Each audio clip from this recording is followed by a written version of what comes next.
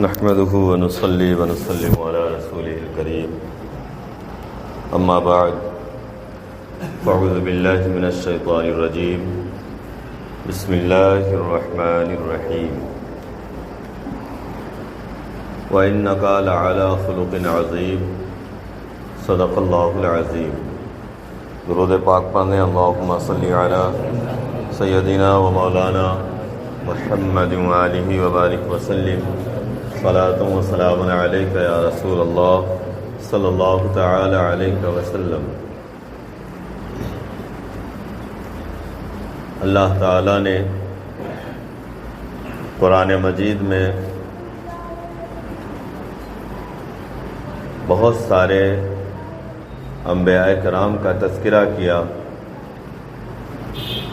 ذکر فرمایا،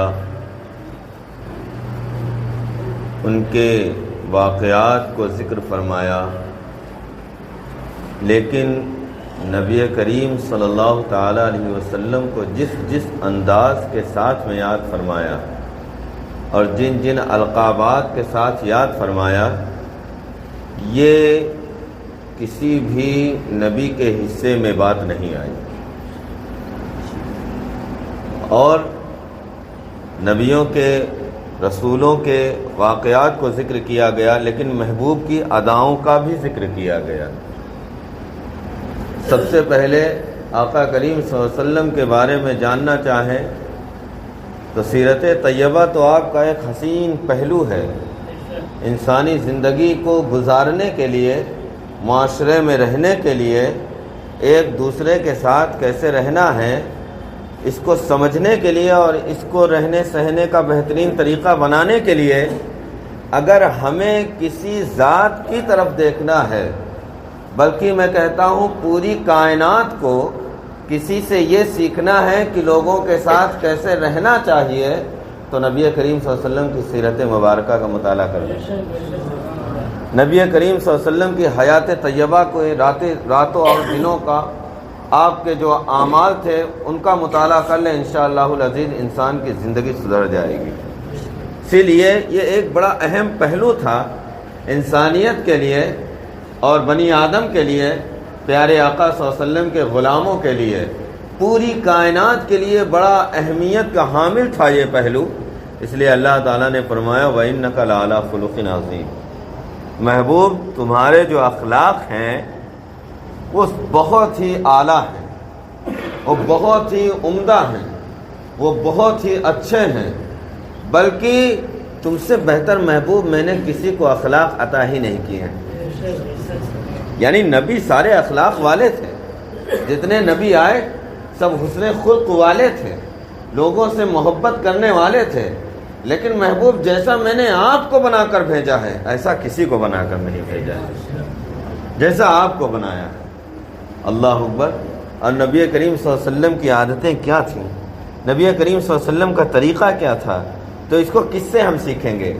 آپ کو اگر ہمارے بارے میں جاننا ہو تو آپ کو کس سے پتہ چلے گا کہ مولا صاحب کے اخلاق کیسے ہیں، مولا صاحب کا رہن سہن کیسا ہے؟ جو میرا سب سے قریبی ہے اسی سے پوچھیں گے تبھی نہ پتہ چلے گا. جو میرے ساتھ اٹھتا بیٹھتا ہو اسی سے پوچھیں گے تبھی نہ پتہ چلے گا. جو راتوں دن میرے ساتھ گزارتا ہو اس سے پوچھیں گے تب نہ پتہ چلے گا کہ مولانا صاحب کا یار یہ انداز ہے، اس طریقے سے گفتگو کرتے ہیں، اس طریقے سے رات گزارتے ہیں، اس طریقے سے دن گزارتے ہیں. تو سب سے بہترین جماعت جو دنیا میں تھی صحابہ کرام کی، ان سے پوچھتے ہیں کہ سرکار دو عالم صلی اللہ علیہ وسلم کا حسن اخلاق کیسا تھا، کیونکہ وہ ایسی جماعت تھی اس کائنات میں، اس دنیا میں، جو نبی کریم صلی اللہ تعالی علیہ وسلم کے ہر پہلو پر نظر رکھتی تھی. سبحان اللہ. نبی کریم صلی اللہ علیہ وسلم کے راتوں کا جاگنا بھی انہوں نے دیکھا ہے اور دن کا قیام کرنا بھی دیکھا ہے، رات میں اٹھ کر عبادت کرنا بھی دیکھا ہے، اور دن میں نبی کریم صلی اللہ علیہ وسلم کے لوگوں کے ساتھ کس طریقے سے رویے اور برتاؤ تھے وہ بھی دیکھا ہے. اللہ اکبر. حضرت انس بن مالک رضی اللہ تعالی عنہ سے حدیث پاک مروی ہے. حضرت انس بن مالک رضی اللہ تعالی عنہ ارشاد فرماتے ہیں کہ میں نے ریشم کو بھی چھوا ہے. ریشم کتنا نرم اور ملائم ہوتا ہے. میں نے ریشم اور دیباج کو چھوا ہے، چھو کر دیکھا ہے، حریر کو بھی چھوا ہے اور دیباج کو بھی چھوا ہے، یعنی ریشم کو چھوا ہے، کتنا ملائم ہوتا ہے، کتنا نرم کپڑا ہوتا ہے، جن لوگوں نے چھوا ہوگا انہیں پتہ ہوگا۔ تو حضرت انس کہتے ہیں کہ لیکن نبی کریم صلی اللہ علیہ وسلم کے دست مبارک اس سے کہیں زیادہ نرم تھے، سبحان اللہ، یعنی ریشم سے بھی کہیں زیادہ نبی کریم صلی اللہ علیہ وسلم کے جو دست مبارک تھے وہ نرم تھے۔ اور آگے ارشاد فرماتے ہیں کہ میں نے بہت ساری خوشبوؤں کو سونگھا ہے، بہت ساری، ایک سے بڑھ کر ایک خوشبو میں نے سونگھی ہے، لیکن نبی رحمت صلی اللہ تعالی علیہ وسلم سے جو خوشبو اٹھتی تھی ویسی خوشبو میں نے کبھی زندگی میں نہیں سونگھی ہے، ویسی خوشبو میں نے کبھی زندگی میں نہیں پائی ہے۔ اور آگے ارشاد فرماتے ہیں اب حسن اخلاق کے بارے میں، اب حسن اخلاق کے بارے میں آ رہے ہیں، کیونکہ اٹھنا بیٹھنا زیادہ تھا، راتوں دن اٹھنا بیٹھنا تھا۔ تو پہلے بتایا کہ آپ کبھی چھوتے تھے تو آپ کا دست مبارک کتنا نرم اور کتنا نازک تھا، اور آپ کے ساتھ چونکہ اٹھنا بیٹھنا تھا تو بتاتے ہیں کہ نبی کریم صلی اللہ علیہ وسلم سے ہر وقت خوشبو پھوٹتی رہتی تھی، اور ایسی خوشبو پھوٹتی تھی کہ ایسی خوشبو میں نے آج تک نہیں سونگھی ہے، بلکہ میں یہ کہوں گا کہ کائنات میں آج تک ایسی خوشبو بنی ہی نہیں ہے۔ اللہ اکبر۔ پھر آگے ارشاد فرماتے ہیں کہ اور سنو، وَلَقَدْ خَدَمْتُ رسول اللہ صلی اللہ تعالی علیہ وسلم 10 سنین، کہ میں نے 10 سال تک مسلسل نبی کریم صلی اللہ علیہ وسلم کی خدمت کی ہے۔ کتنے سال تک؟ 10 سال تک میں نے نبی کریم صلی اللہ علیہ وسلم کی خدمت کی ہے، اور اس دوران نبی کریم صلی اللہ تعالی علیہ وسلم نے مجھے اف تک نہیں کہا ہے۔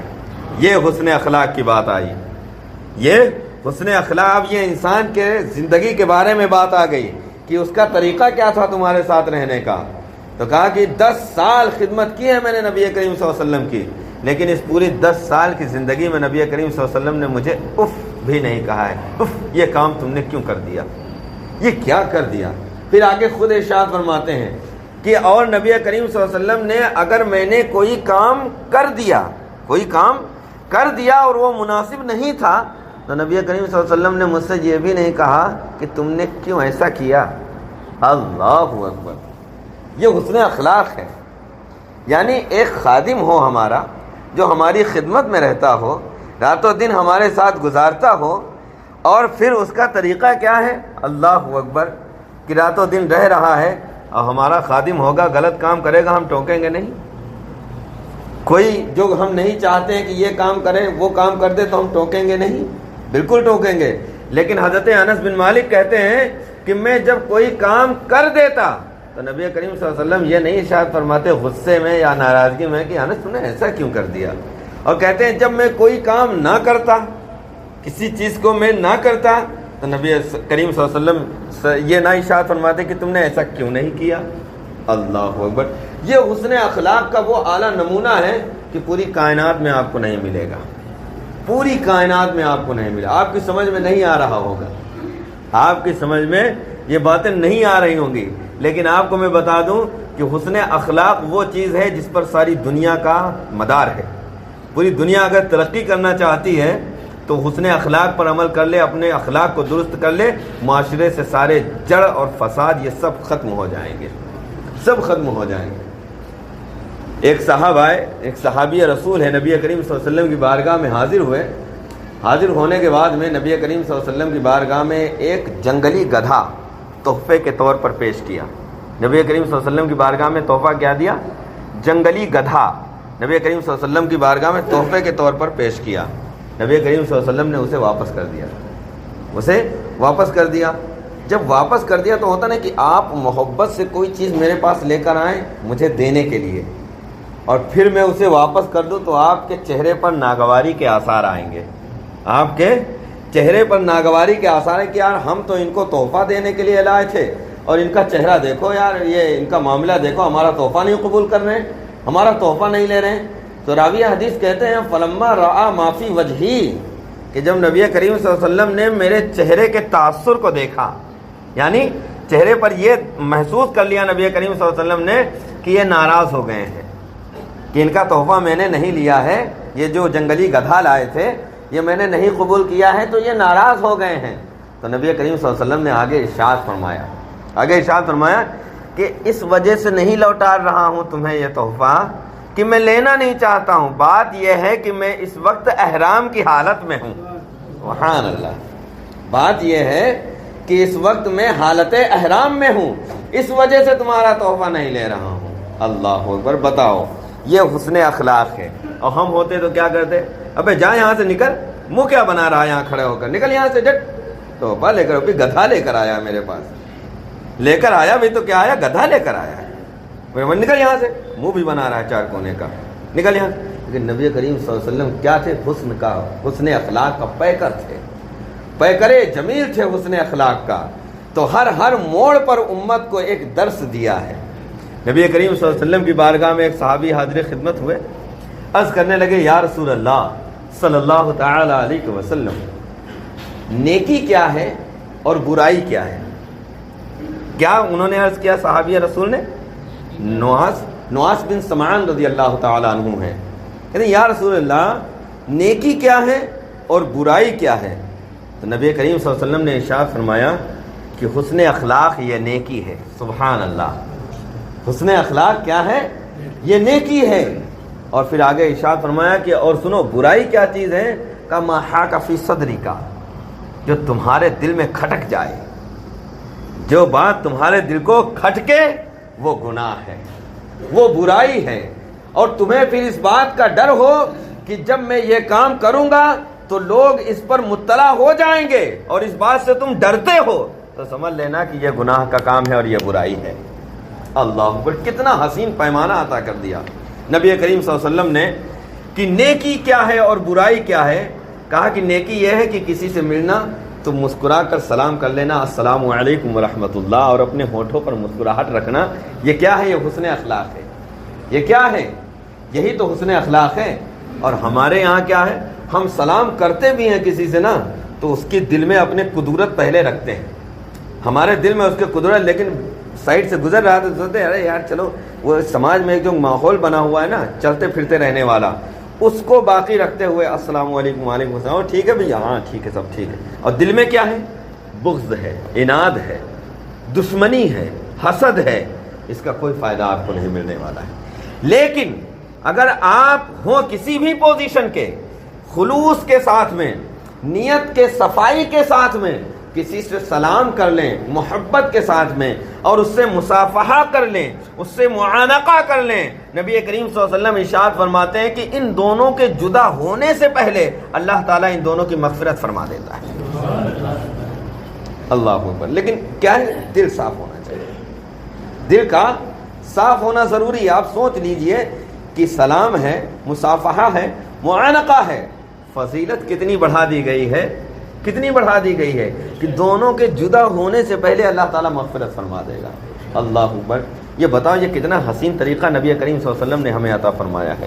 لیکن ہمارے اور آپ کے دلوں میں جو حقیقت بات میں بتا رہا ہوں وہ یہی ہے کہ ایک دوسرے کے خلاف زہر بھرا ہوا ہے، ایک دوسرے کے خلاف زہر بھرا ہوا ہے۔ ہم سوچتے ہیں کہ یہ برباد کیسے ہوگا، یہ کس طریقے سے برباد ہو جائے تو میرے دل کو قرار آ جائے، کس طریقے سے یہ تباہ ہو جائے تو مجھے سکون مل جائے، کس طریقے سے اس پر پریشانیوں کا پہاڑ ٹوٹ پڑے تو میرے روح کو تسکین اور میری روح کو سکون اور قرار اور اطمینان حاصل ہو جائے۔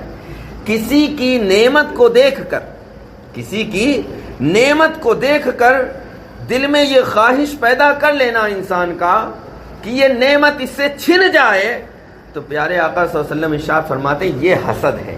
یہ کیا ہے؟ حسد ہے۔ اور آگے ارشاد فرماتے ہیں کہ حسد نیکیوں کو اس طریقے سے کھا جاتا ہے جس طریقے سے آگ اپنی لکڑی کو کھا جاتی ہے۔ اللہ اکبر۔ اور آج ہم اپنے معاشرے میں دیکھتے ہیں ہم سب کے سینوں میں حسد ہے۔ یہ کما رہے ہیں، کیوں کما رہے ہیں بھائی؟ اب ہم کو اس بات کی جلن ہے۔ انہوں نے گھر اپنا بہترین تعمیر کر لیا، اب اس کی بھی ہمارے جو ہے ذہن میں ٹینشن بنی ہوئی ہے کہ اتنا اچھا گھر کیسے انہوں نے بنوا لیا۔ اچھا ان کے پاس گاڑی آ گئی، اب اس کی بھی جلن ہمارے سینے میں بھری ہوئی ہے کہ یار ان کے پاس گاڑی آ گئی۔ یہ سب کیا ہے؟ یہ سب حسد ہے، یہ سب حسد ہے۔ اور نبی کریم صلی اللہ علیہ وسلم نے ارشاد فرمایا ہے کہ حسد نیکیوں کو، اس بات پر توجہ دیجیے آپ، نیکیوں کو جو ہماری نیکیاں ہیں، حسد ان نیکیوں کو اس طریقے سے کھا جاتا ہے جس طریقے سے آگ لکڑی کو کھا جاتی ہے۔ آپ نے دیکھا ہے آگ لکڑی کو کتنی تیزی سے کھاتی ہے، اور نہیں دیکھا ہے تو اس موسم میں جلا کر دیکھ لیجئے، اندازہ ہو جائے گا۔ اسی طریقے سے جو حسد کرنے والا ہے اس کی نیکیاں رب کی بارگاہ میں مٹا دی جاتی ہیں۔ اگر کسی کے پاس نعمت ہے، مال ہے، دولت ہے، اور آپ کی نیت یہ ہو جائے کہ اے اللہ تو نے اپنے اس بندے کو بہت نوازا ہے، اے پروردگار عالم مجھے بھی اپنی بارگاہ سے ایسے ہی نواز دے، یہ نیکی بن جائے گی۔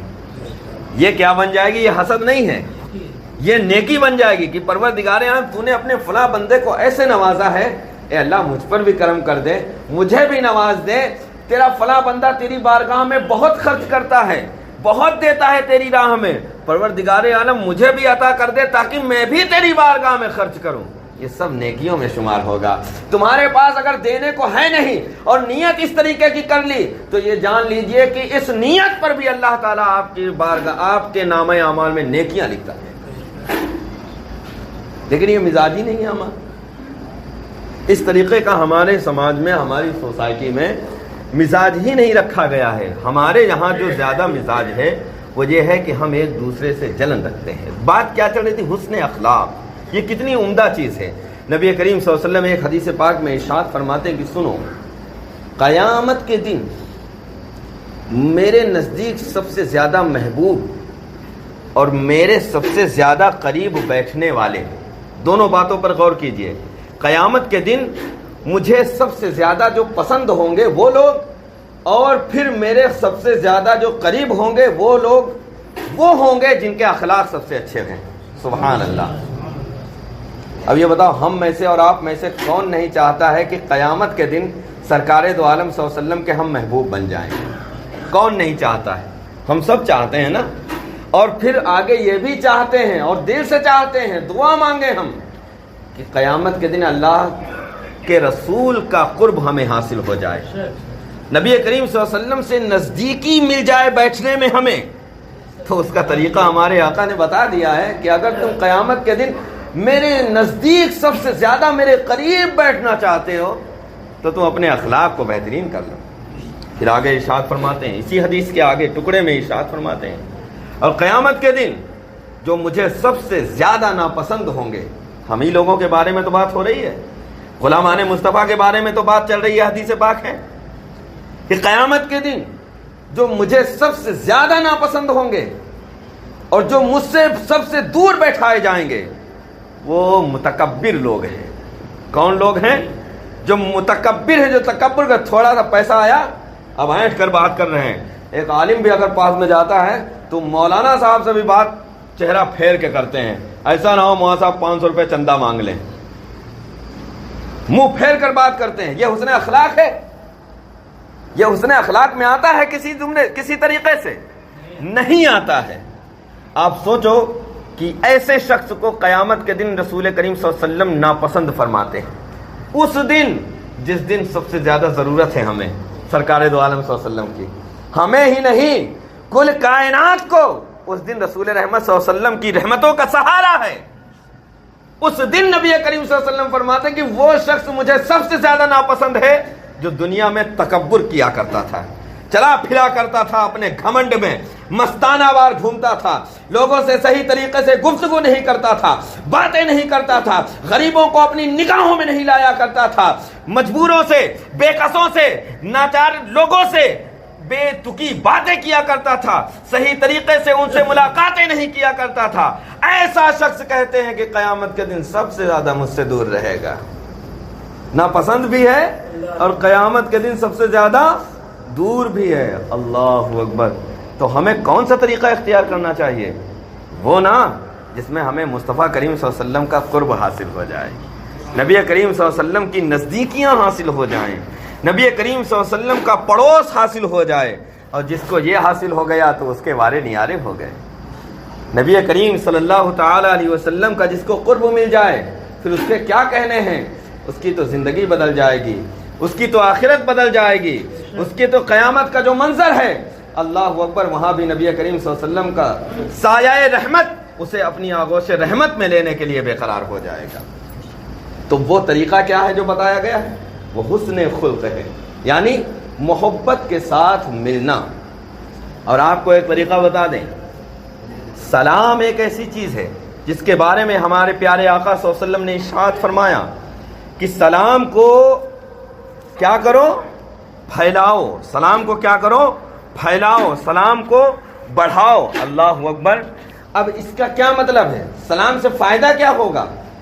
جب ہم آپ سے دن بھر میں جتنی مرتبہ ملاقات کریں اور آپ سے سلام کریں، السلام علیکم ورحمۃ اللہ، السلام علیکم ورحمۃ اللہ، اور آپ سے مصافحہ کریں، تو آپ سے ہماری دشمنی چاہے جتنی ہو، اس سلام کی برکت سے وہ ختم ضرور ہو جائے گی۔